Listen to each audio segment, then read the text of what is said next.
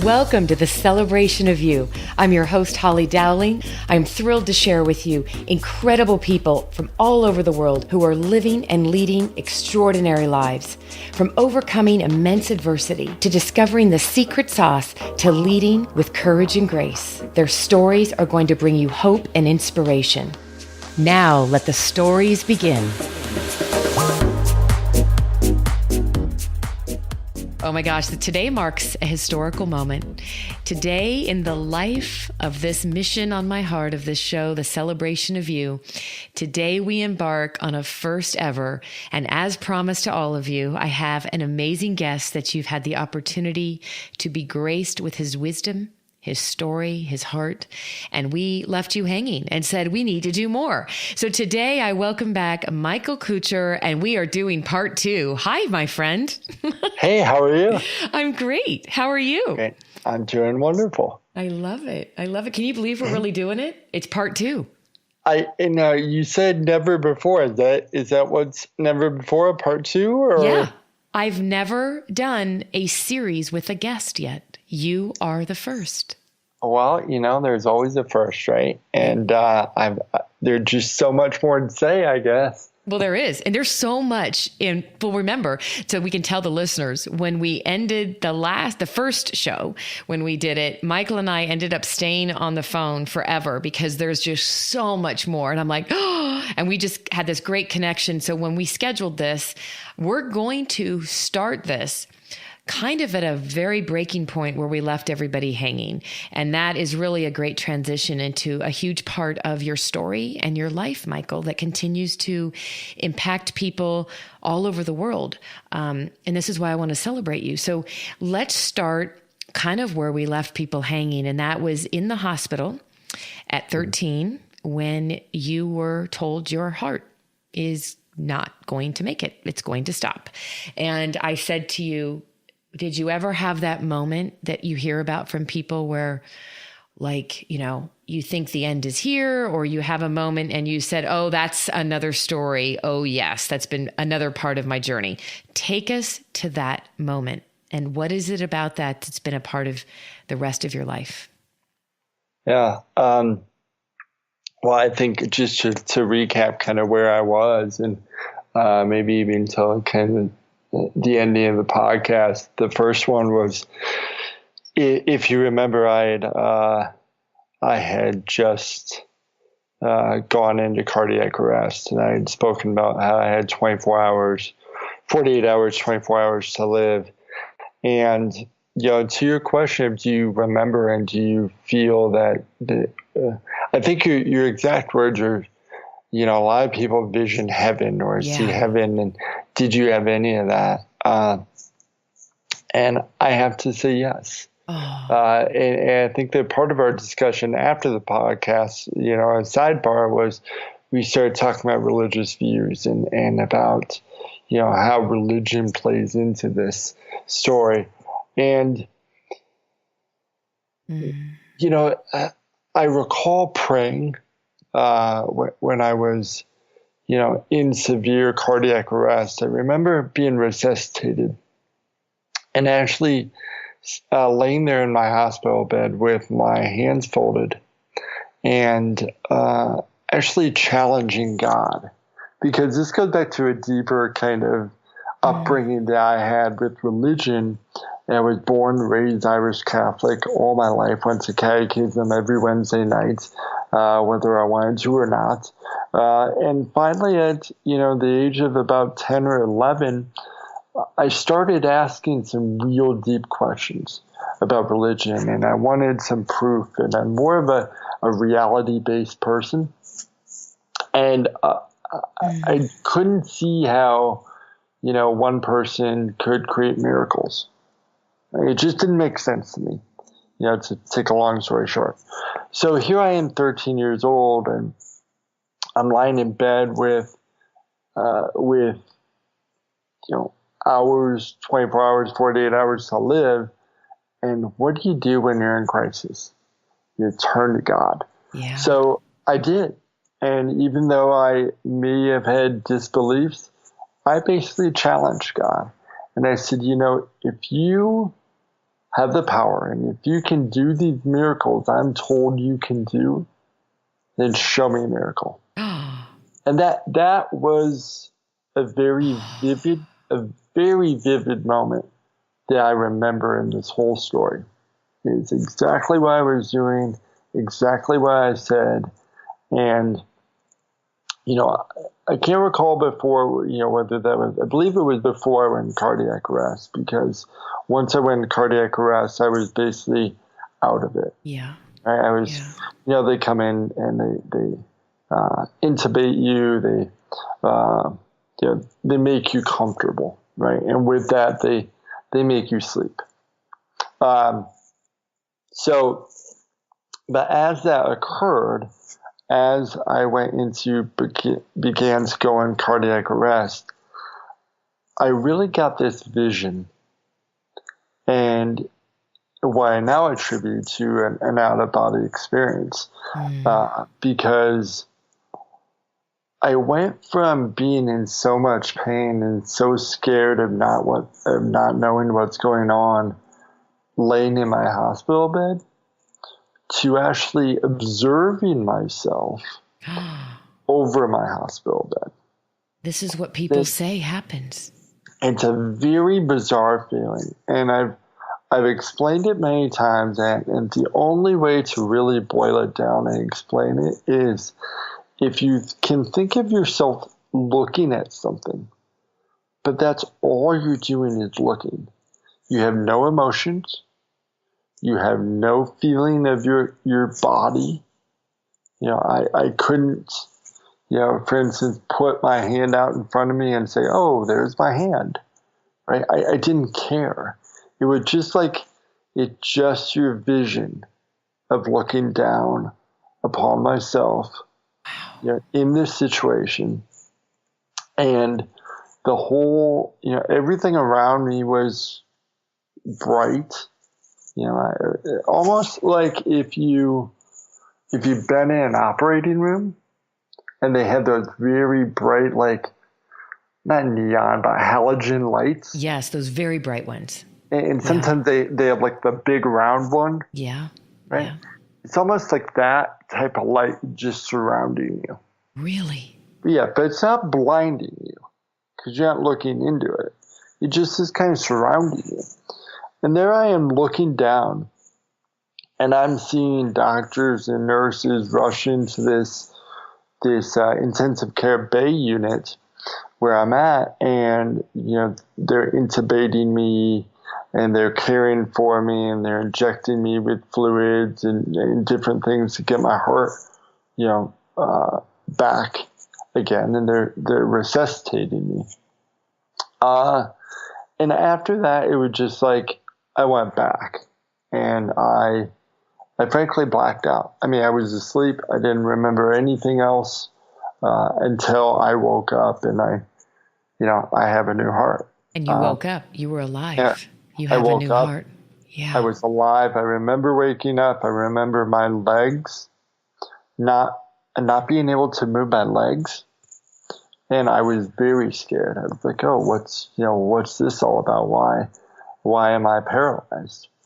And, come to find out they give you medication to, relax you, and actually they don't want you to wake up and kind of freak out. Yeah. So they do kind of paralyze you in a way and help you slowly resuscitate and slowly come out of that somewhat a coma. With all of the anesthesia and everything, because, obviously you're pumped full of complete anesthesia and out of it because you're going through an 8-hour heart surgery. And they paralyze you. So, that was the first time that I remember waking up, out of that experience. And when you woke up out of that experience, did you recall? Did that come right to you? Wow, I just had this experience that is a miracle. You challenged God and you got a miracle. Well, you had a brand new heart. All of this happened in such a short amount of time. Or did it take a long time for you to remember that moment? It actually came to me in a dream. I was shortly after I woke up, I was very quickly, actually, I recovered. They had me up walking within a number of days, probably 2 days, and I was taken to a recovery floor within probably a week. And after that point, um, I started to get some good rest, some good peaceful sleep. And I started to dream this and see this vision and see what was going on. But it was a very peaceful dream. So when that first dream occurred, I brushed it off and I thought to it as a dream, right?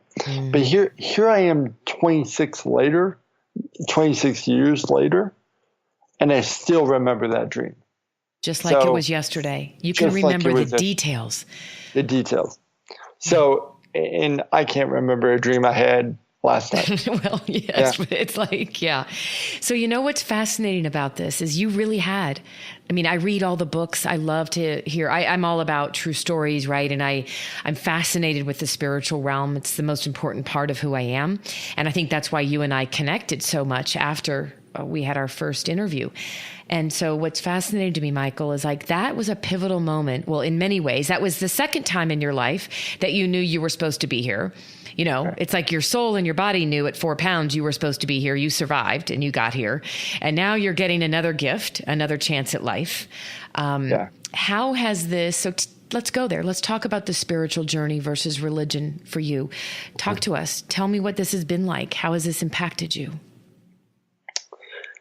Yeah, it's really given me that more appreciation for life, and the understanding of that we all have a purpose to be here, and that something or someone has some type of control over that.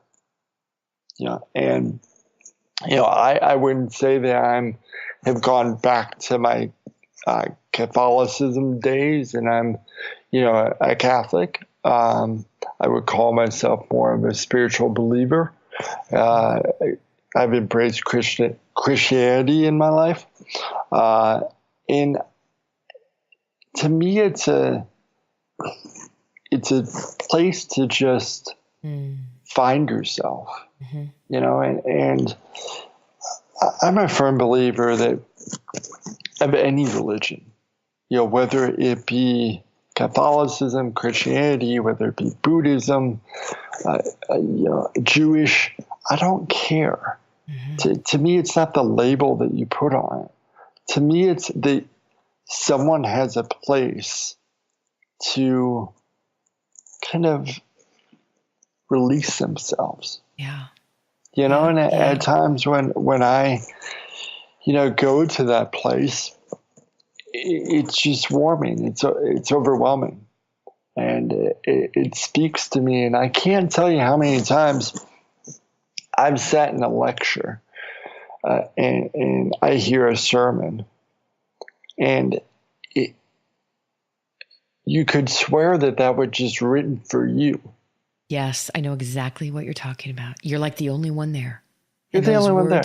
Those words were meant for you. It's like, how did this person know? Or how did God know? This is what I needed to hear. Exactly. And I feel that, through different things that have happened in my life since then, that there is kind of a guide in your life. And it's funny that we're speaking about this because I was talking to a close friend about this the other day about my theory behind a yellow brick road. Oh, I have to hear this because I'm from Kansas. No, okay. I want to hear this. Oh, I like this. So, my theory or my thought is that life is really, everyone does have a purpose. Everyone does have a beginning, and believe it or not, you have an end. And you have a mission that you have to accomplish. It might be a person you have to meet and influence their life, right? But you don't know what that mission is, okay?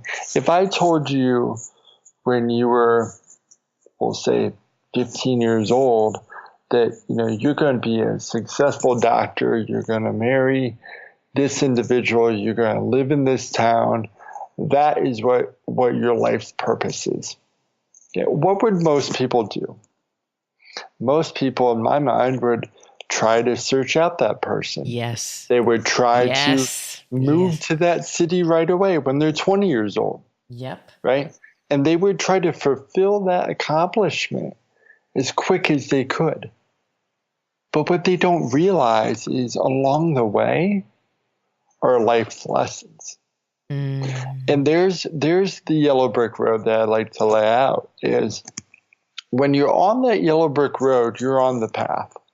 You're on the path to your ultimate destination.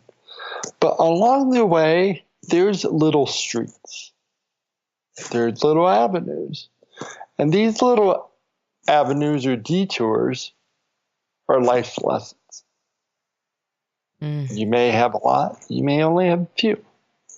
But when you detour and you learn that lesson is supposed to direct you back to the yellow brick road.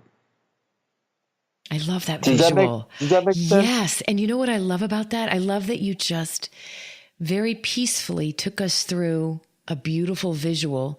And I think it has a lot to do, that visual has a lot to do with your passion and your mission now for what you're doing and you're so excited about. So, and I want to get there. I want to just hold off for 1 second because I am going to go out on a limb now myself, because you and I had this really powerful conversation after our first interview, and it's why we connected at the spiritual level. And I want all listeners to know, and again, I mean, just thank everybody out there. They're all from all over the world.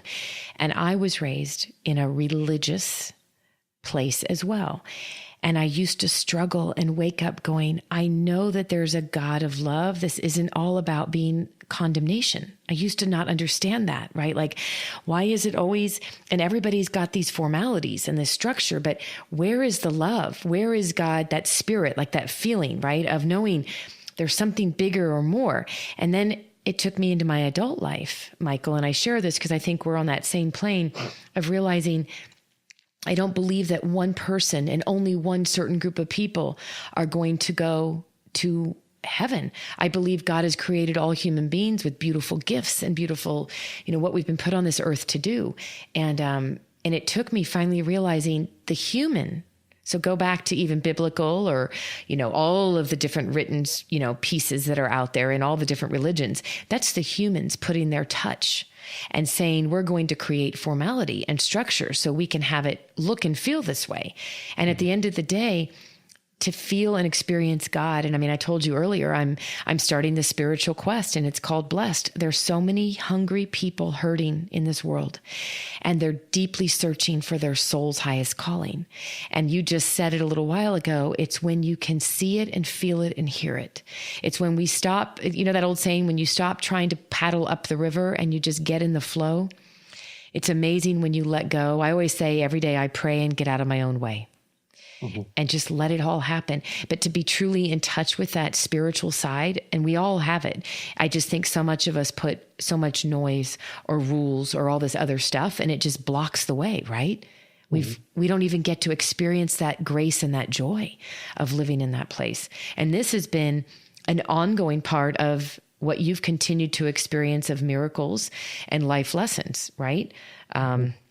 I feel like there's got to be another story, and I feel like there's another story that I don't even know yet. So if you're ready to tell me something else, just do it. Go for it. Yeah, there's a few, but I think what you touched on is my ability to be more aware, right? And when I talk to people, the whole theme of my conversation when I'm speaking with public groups is come to your senses. And you can look at that, and I lay that out, kind of map that out in every possible way I can. But one of those is being more aware. And I've realized, and I've come to see more, that there's a lot of things that happen that most people might view as coincidences. But in my life and and the views that I have, there are no coincidences. Like things happen for reasons, and people are connected for reasons. And there's a reason that you and I got connected. Yep. And if you go all the way back to how I met our friend Natalie, yep. and then how I met the friend before her and how I got introduced before that, it's all connected. And my point is that, Holly, this might not even be the stopping ground for us. This might be a reason. There might be another reason of why we're connected. Absolutely. Maybe I have to introduce you to someone that's going to do something magical in your life, or vice versa. And so just everyone's connected. Even that barista that you meet every morning for coffee. Yeah. For some reason, they're working that shift for you that day. And it goes back to how we treat people. Absolutely. And you said something, Michael, that I got little goosies, because when you said, I truly believe there's no coincidences. My mother used to say there is no coincidences. They're all God incidences. And when you really look at life, I say every day there's miracles in abundance. Are you willing to see them? And like you just said, right? They're all around us. And you never know what go back to Natalie, who, I'm so proud of her and her Connect for Excellence. And she's such a brilliant connector of people that need to meet. And you're right, where this is going to go. Look, I've never done a series with a guest. It's a series. Like, who would have known? But your goodness, your soul, your wisdom, all that you've been through, that you are choosing to share with this world, people's lives are going to be touched. And I want to give you this chance, because I think there's so much power in what you're doing for people, Michael. And that is what's so important. Most people don't. Can you articulate your passion and your purpose in 30 seconds or less? And very few people can do that, but you can. You said to me earlier, if there's one thing I can say that I want to spend my life doing, it's helping people find their identity and their purpose. And that's what you do. Tell us more about that. That's your passion, isn't it? Find your identity. Well, it's part of the passion. Yeah, it's part of the message. And to that point, I was speaking to a friend of mine the other day, and she was asking me, so why are you doing your day job, and what do you really want to do? And we do our day job sometimes to survive, to put food on the table, and don't get me wrong, I've been in the same career, same company for 14, 15 years, and I love what I do. I really do. But where I belong, and I think this is what people struggle with, is with what they're doing versus what they want to do. And where they really feel like they belong. And where I know I belong is giving back to other people. Yeah. And giving, and I think that my message is that kind of portal, right? To be able to give back to people. And I think I've been given the unique circumstances throughout my life to learn those lessons, to tell that story. And I will reach that mission and that goal. And, you brought up the issue of, helping people discover who they are, and that being part of the mission that I have. And it's come up in the last few days. We're speaking with individuals that, now that I'm in my, I'm still in my 30s. I've got one more year to go, so I'll embrace it. But now that I'm older, I really look back and I think to myself, why was I so worried about being someone else when I was, in my, even 8 years old? I wanted to be more and more like my brother and do things that my brother was doing. Yes, I looked up to him, and he drove me and led me to some success throughout my life. And in my teens, and then in my 20s. And even somewhere in my 30s. You know, at what point do we start teaching our youth, and even, those kids, I can call them kids now because they're all younger than I am, but when do we start teaching people that it's okay to be you? And we hear that. I think it's a new mantra out there. You just do you. Yeah. Well, I think that people need to think about that and actually do that and embrace who they are and accept who they are. And with accepting who you are and loving yourself more, then you have the ability to love other people. Oh, that was so profound and so beautiful. That was, Michael, that's the wisdom and the goodness I said to you that you have in your heart that you share. That was powerful. And, as I'm listening to you, I have to tell you, I'm on a mission. It's so interesting, the vernacular of what you're saying, because I'm on a mission right now. And talk about 6 degrees of separation. Who knows who's listening or who you might know, but I am on a mission to find Marlo Thomas. Do you remember Marlo Thomas, that beautiful actress? I don't. Okay. Well, see, you're still too young for me. I'm still much older. But when I was in 4th grade, there's a reason I'm mentioning this. Somebody asked me what have been the most impactful. I was being interviewed for a show, and they said, what have been the most impactful things in your life? And I said, I vividly remember in 4th grade, I was a really shy, overweight little girl and really struggled with self-confidence. And my 4th grade teacher, Mrs. France, gave me an audio book. It's weird that they had audio books then, but back then, this is many years ago.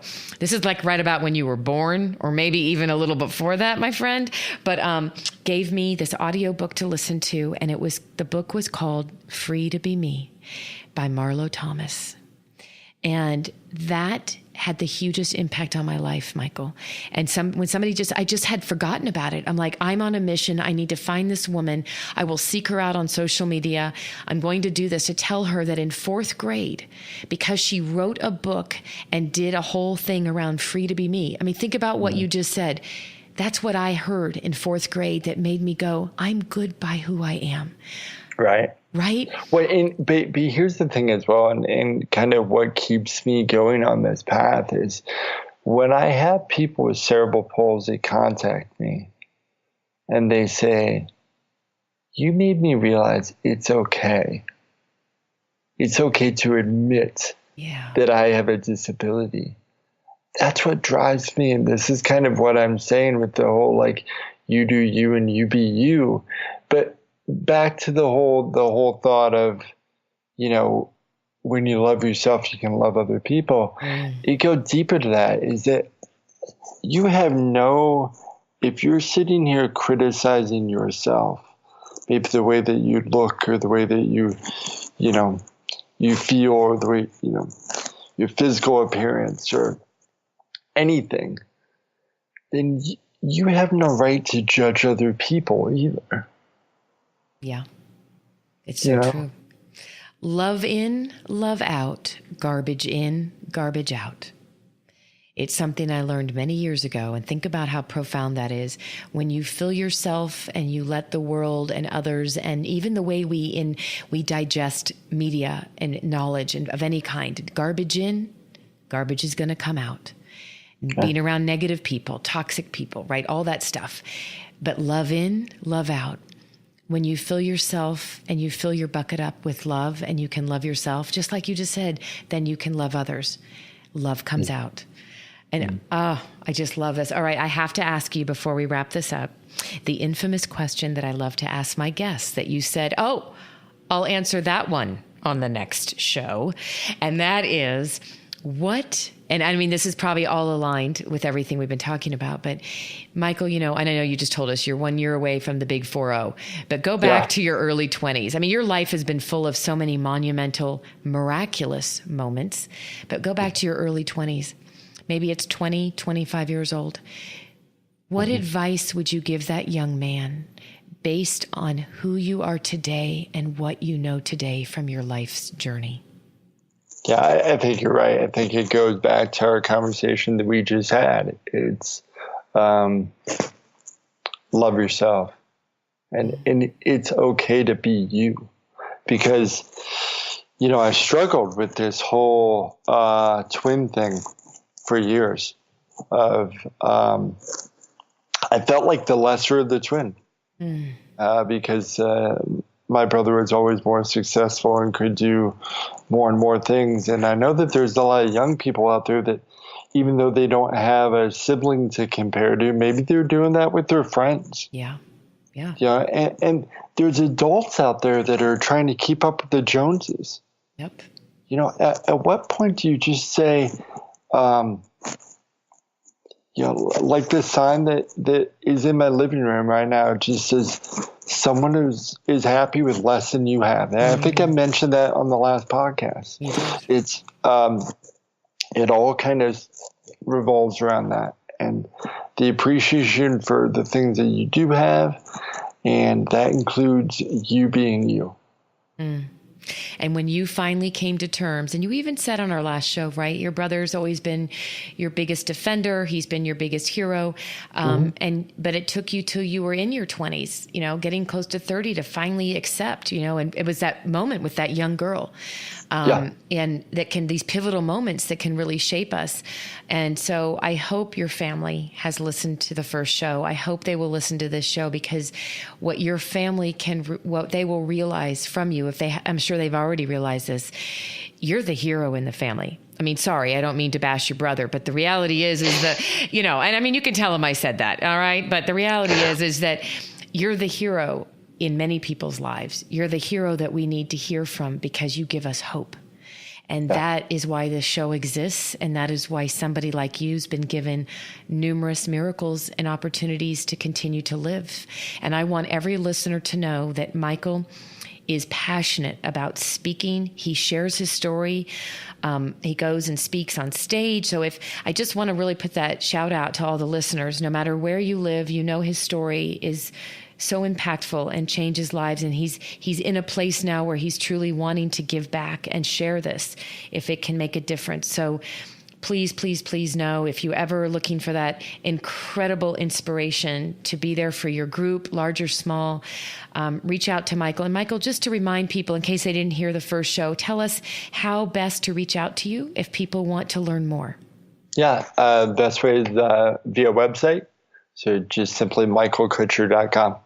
Well, that's easy, isn't it? Yeah. Woo! I love it. Well, my friend, it has been, I don't know. I thought the first one I loved. I think I even love, I don't know, love one more than the other, but I love that we went deeper into the meaning for our lives and why we're connected. And I'm always here for you. Stay in touch. We have no idea what tomorrow's going to bring, but we're open, right? Let's go. You never do. Thank you again for allowing me to share my story and let me be me. Oh, I love it. And I'm going to dangle the carrot and let you know, as soon as I know when I'm going to be in your neck of the woods in Colorado, you will be the first, you and Natalie, but there's an opportunity. I might be doing a public event in Colorado. So we're going to talk. Okay. We will. All right. All right. Talk to you soon. Bye, dear. Bye. Thank you for joining me for another awesome celebration of you. If you were inspired by this story, please share it with your family and friends and hashtag Your Story Matters. I'd love to hear from you, so please leave a comment on iTunes.